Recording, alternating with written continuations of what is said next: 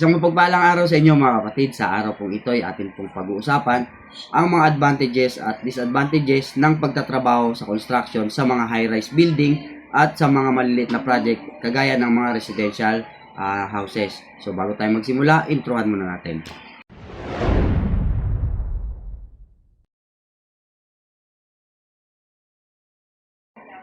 Ngayon, uunahin po natin ang pagtatrabaho sa mga high-rise building. So, ang high-rise building po, ang una pong advantage po niyan ay matagal ang inyong magiging trabaho. So, kung ilang taon bago matapos yung project, so doon din po kayo niyan. So, ibig sabihin, hindi nyo po kailangan magpalipat-lipat o maghanap pa ng ibang mapapasukan dahil malaki ang project ng mga high-rise building. Pangalawa pa po na advantage sa pagtatrabaho ng nasa high-rise building, unang-una po ay ang inyong safety. So sa mga high-rise building, meron po yung mga tinatawag na mga safety officer, no? Lagi po nilang binabantayan ang inyong kaligtasan. So yan ang priority ng mga safety officer sa malalaking construction project, no? Unlike po yan sa mga residential na wala pong mga safety officer na nagtatrabaho diyan. So dapat po kinukumpleto po ninyo lagi ang inyong PPE dahil isa po yan sa requirements sa pagtatrabaho sa high-rise building. Safety ang mga manggagawa na nagtatrabaho sa mga high-rise building. Although hindi ko naman po sinasabi na ang pagtatrabaho sa mga residential project ay hindi po safety, pero mas safety dahil bago po kayo makapagtrabaho sa mga high-rise building ay dapat kumpleto kayo ng PPE at lagi po kayong binabantayan ng mga safety officer. Next na advantage ng pagtatrabaho sa mga high-rise building ay kompleto po kayo ng benepisyo dahil nga po malaking project at malaking kumpanya ang may hawak ng inyong construction project. Ang nangyayari po dyan ay kompleto po ang inyong mga benepisyo. So may maayos kayong sahod, no? May mga benepisyo po kayo na matatanggap. So isa rin po yan sa requirements pag kayo po ay nagtatrabaho sa mga residential sa mga high-rise project, no? Lagi po yang dapat kompleto ng mga benefits para sa mga manggagawa. Kaya yan po ang isa sa advantage ng mga pagtatrabaho sa high-rise building. Ang pangatlo po na advantage niyan, no? Kapag kayo po ay nagtatrabaho sa high-rise building, kadalasan po niyan ang mga preparasyon po ng inyong structure o halimbawa po ng mga bakal, ang preparasyon po ng mga poste, no, yung placement po ng mga rebar natin for example, no, ay lagi po yang nasa standard kasi nga po marami din po na nagsusupervise sa project kagaya ng mga civil engineer, mga architect, mga surveyor, no. Kompleto din po yan sila sa gamit pagdating po sa high-rise building. Tututo kayo ng tamang standard sa pagtatrabaho pagdating sa construction kapag kayo po ay nasa high-rise na project sa construction. Ngayon, dadako naman po tayo sa kadalasang sinasabi ng iba, ang disadvantages ng pagtatrabaho sa mga high-rise building. So, ang unang disadvantage po dyan ay gagastos po muna kayo ng malaki.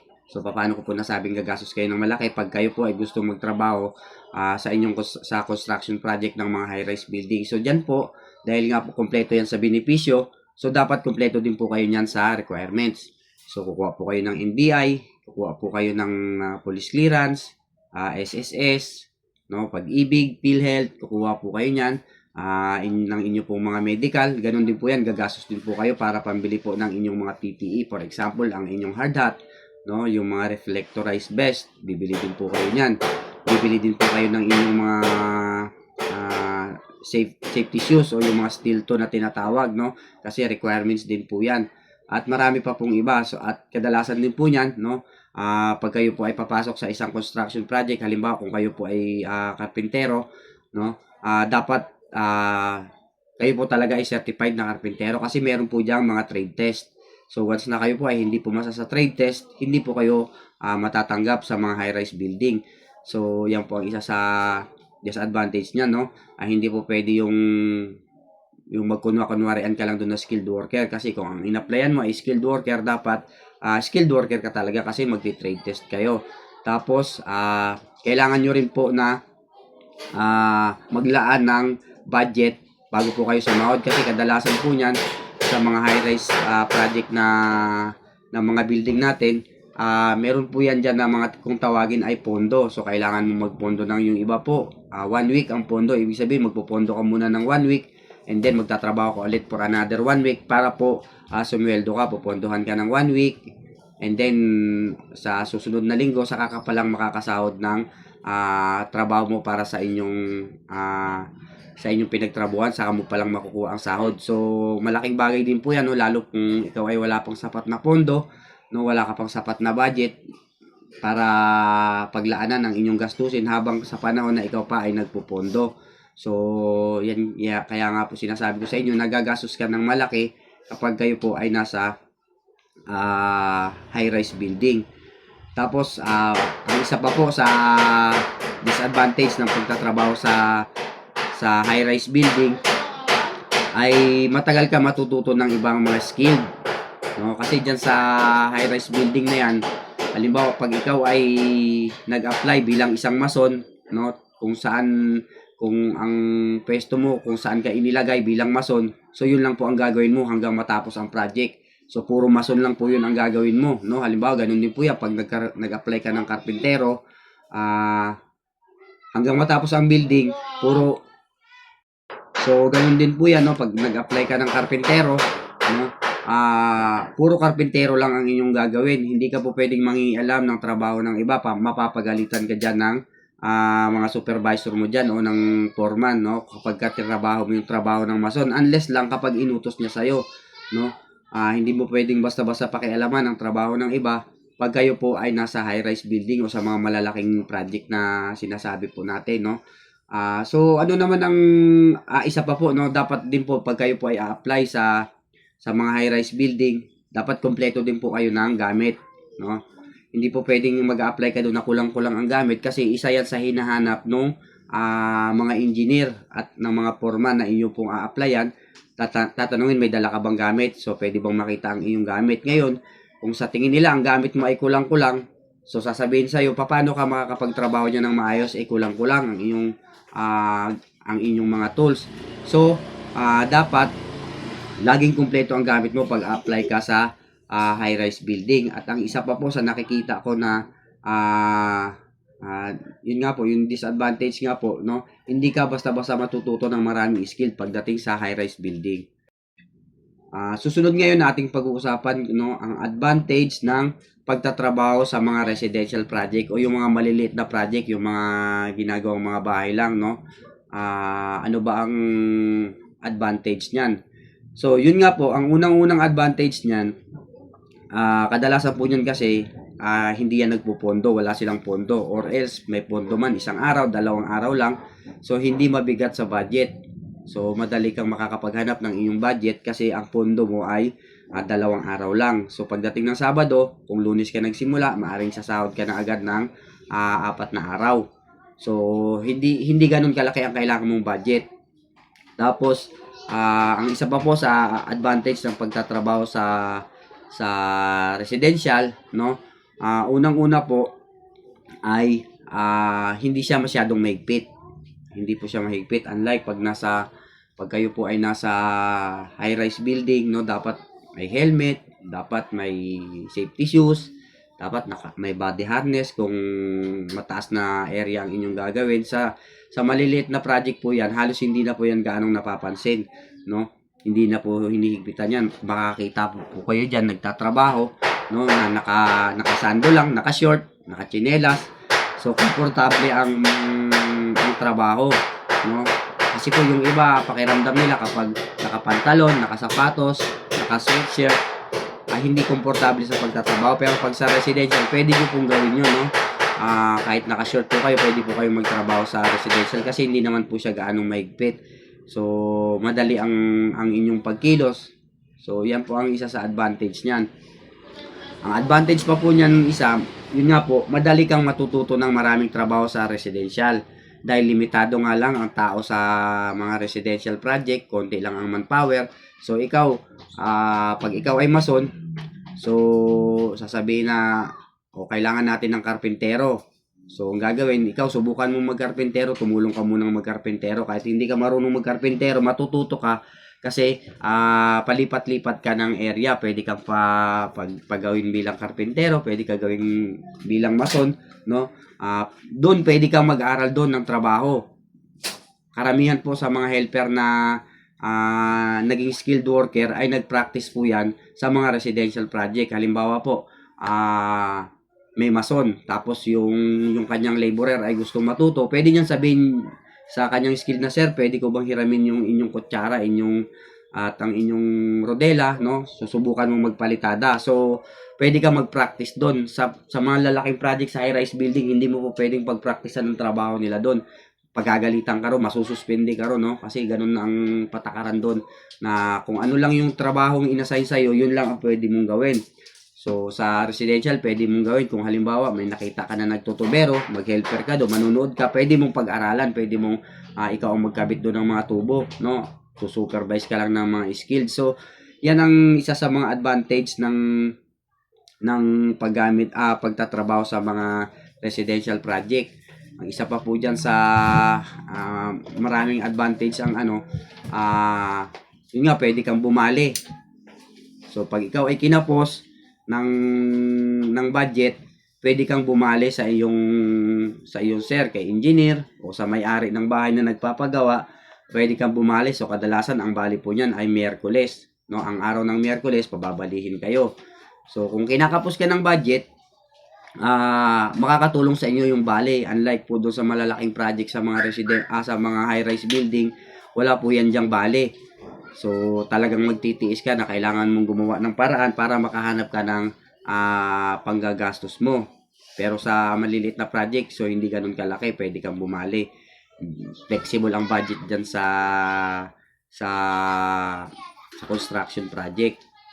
Tapos, ang isa pa po dyan sa niyan, madaling makapasok sa mga residential project. Yung iba nga po dyan, kahit walang requirements, no? Basta nalaman na skilled ka, basta nalaman na kaya mong magtrabaho ng pinapagawa, so wala na pong hinahanap dyan na kadalasang requirements. Yung iba nga po dyan, ID lang, no? Magpapakita ka lang ng ID, ipapakita mo lang yung ID mo bilang pagkakakilanlan, tapos sasabihin mo, sige, bukas pwede ka nang magsimula. So yan po ang advantage yan. Hindi mahirap pumasok sa mga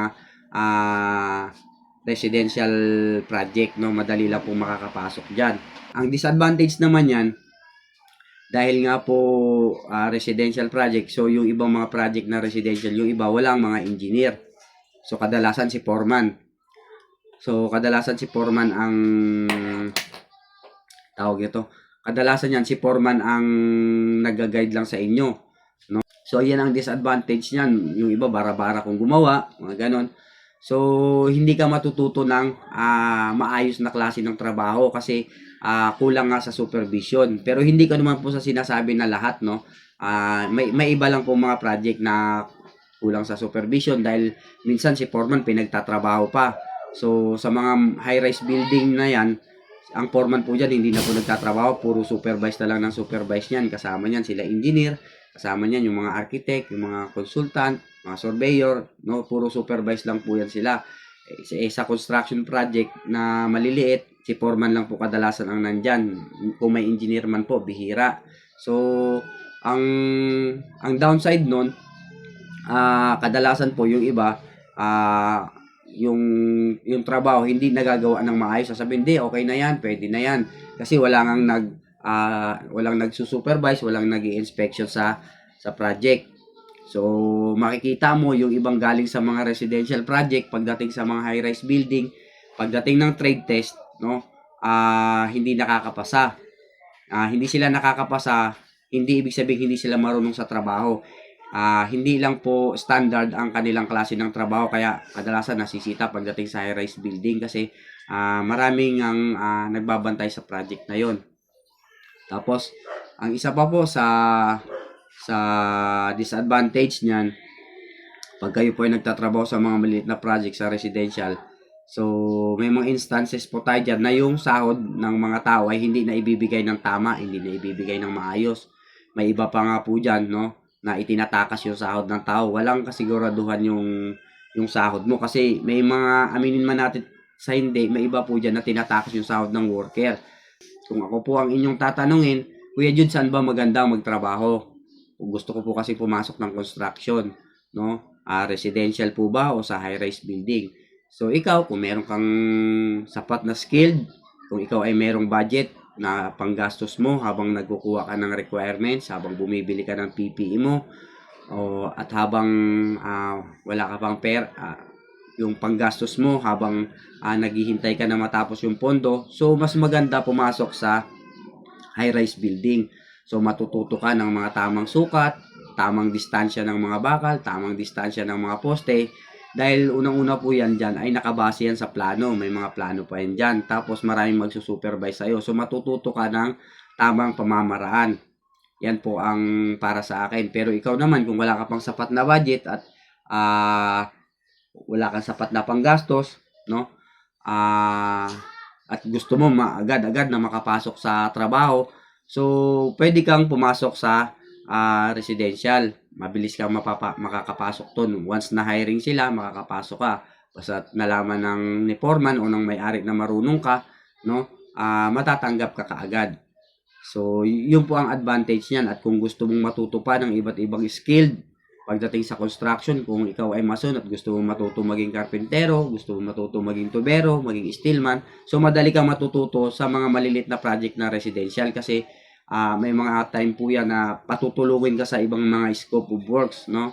Patutulungin ka sa pagtatali ng bakal, sa pagkakasa ng mga poste, no? Sa paggawa ng forma, yan, patutulungin ka dyan. Kahit hindi mo gawain yan, sasabihin siya, tulungan mo muna sila.